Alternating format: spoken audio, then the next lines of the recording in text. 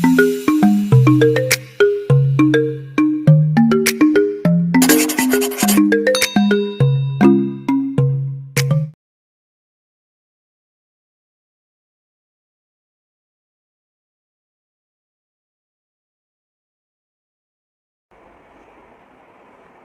Evening बच्चों, मैं हरी sir raw English classes में आप लोगों का हार्दिक अभिनंदन है। हम लोग पिछले क्लास में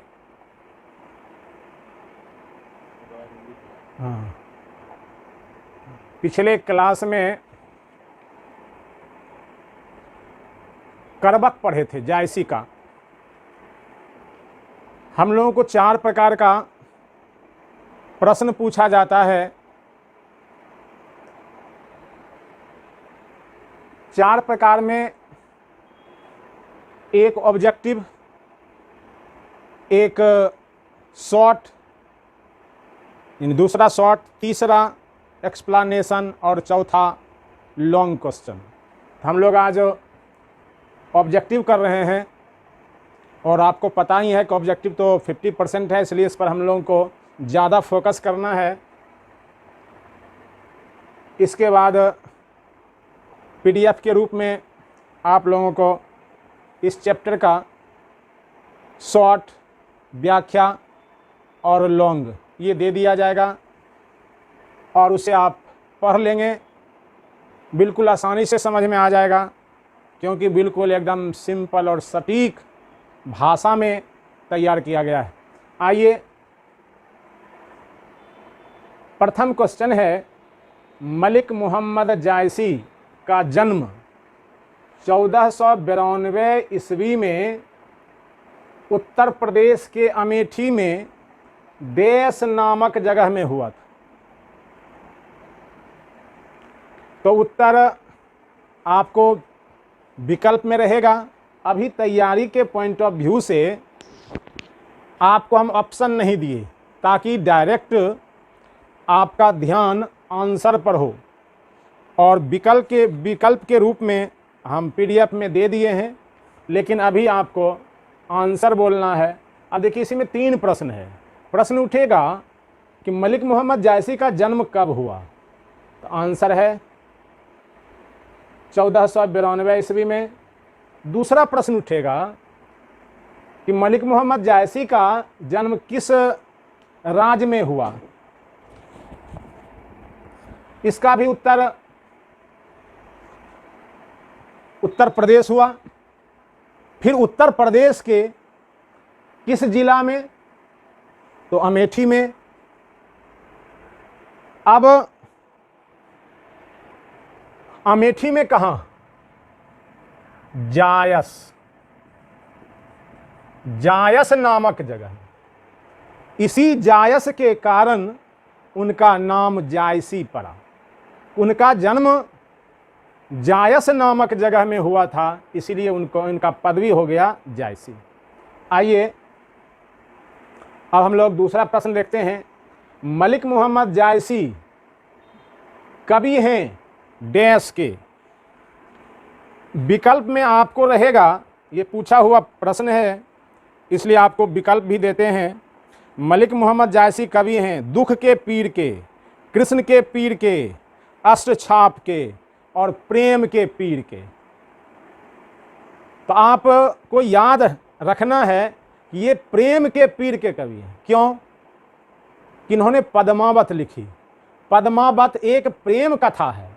पद्मावत के कारण ही जायसी ज़्यादा प्रचलित हैं। तो पद्मावत प्रेम कथा है, तो प्रेम के पीर, प्रेम कथा में प्रेम की पीड़ा जो उन्होंने व्यक्त की है, इसलिए इनको प्रेम के पीर के कवि कहे जाते हैं, कहा जाता है। तो इनका उत्तर हुआ प्रेम के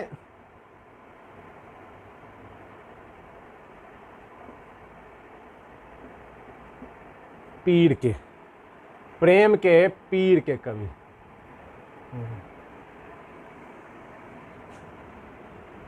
आइए, तीसरा प्रश्न, करवक कहाँ से लिया गया है? करवक कहाँ से लिया गया है? विकल्प पढ़ देता हूं। आखिरी कलाम से, अखरावट से, मधुमालती से और पद्मावत से। ये सभी इनकी ही रचना है, इसलिए इनकी रचना ही पढ़ दिए। अखरावट, आखिरी कलाम, मधुमालती, पद्मावत। तो याद रखना है कि करवक जो है पद्मावत से लिया गया।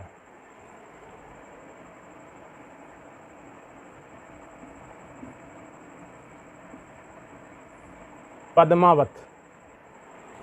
अगला प्रश्न है, करवक के रचयिता हैं।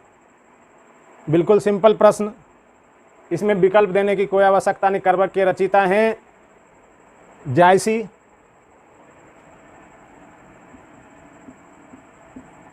जायसी यानी मलिक मोहम्मद जायसी। अगला प्रश्न है, जायसी रचित पद्मावत की भाषा क्या है? जायसी रचित पद्मावत की भाषा क्या है? विकल्प बोलते हैं अवधी, ब्रज, खड़ी बोली, मैथिली। तो याद रखना है कि इनकी भाषा अवधी है।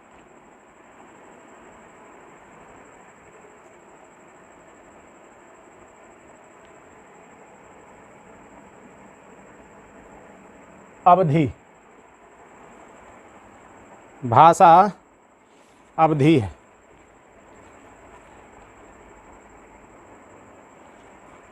अगला प्रश्न है, मलिक मोहम्मद जायसी किस परंपरा के कवि हैं? मलिक मोहम्मद जायसी किस परंपरा के कवि हैं? विकल्प पढ़ता हूं।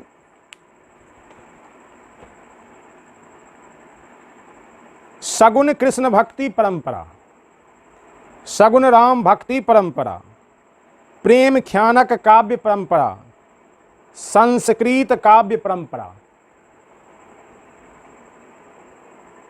तो याद रखना है प्रेम ख्यानक काव्य परंपरा, प्रेम ख्यानक काव्य परंपरा। अब आपके मन में प्रश्न उठता होगा कि प्रेम ख्यानक परंपरा क्या होती है। तो अगले प्रश्न में मैं इसको डील किया हूँ, इसलिए अभी जानना है कि किस परंपरा के प्रेम ख्यानक।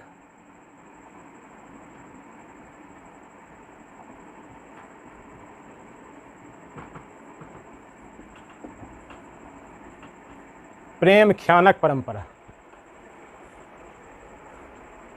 यानी वह काव्य परंपरा जिसमें कवि प्रेम कथाओं के आधार पर काव्य लिखते थे, उसी को प्रेम ख्यानक परंपरा कहते हैं।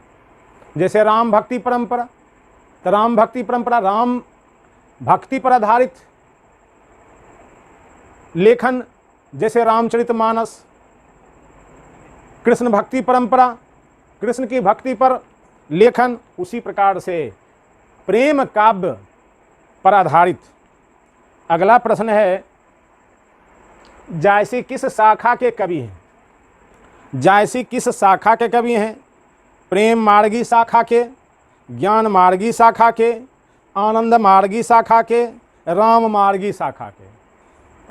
आप तो समझ गए होंगे कि ज्ञान मार्गी नहीं होगा, आनंद मार्गी नहीं होगा, राम मार्गी भी नहीं होगा, प्रेम मार्गी।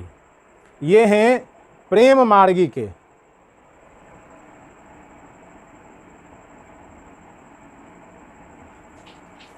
प्रेम मार्गी शाखा के। अगला प्रश्न है, जायसी ने अपने आँख की तुलना किससे की है? जायसी ने अपने आँख की तुलना किससे की है? मैं पढ़ देता हूँ। कमल से, कुमुद से, कुमुद भी एक प्रकार का फूल होता है, सरोवर से, दर्पण से। तो कवि ने अपने आँख की तुलना दर्पण से की है, दर्पण से की है। यहाँ उत्तर होगा दर्पण।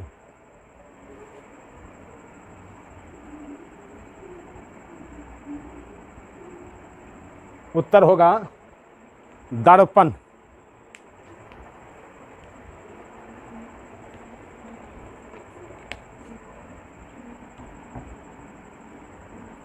ब्लैक से लिख देते हैं, दर्पण से किए।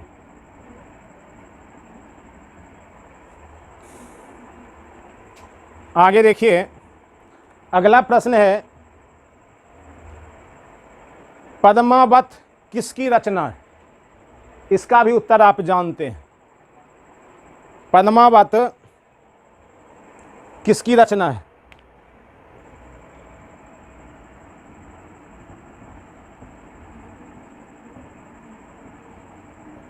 जायसी की। पद्मावत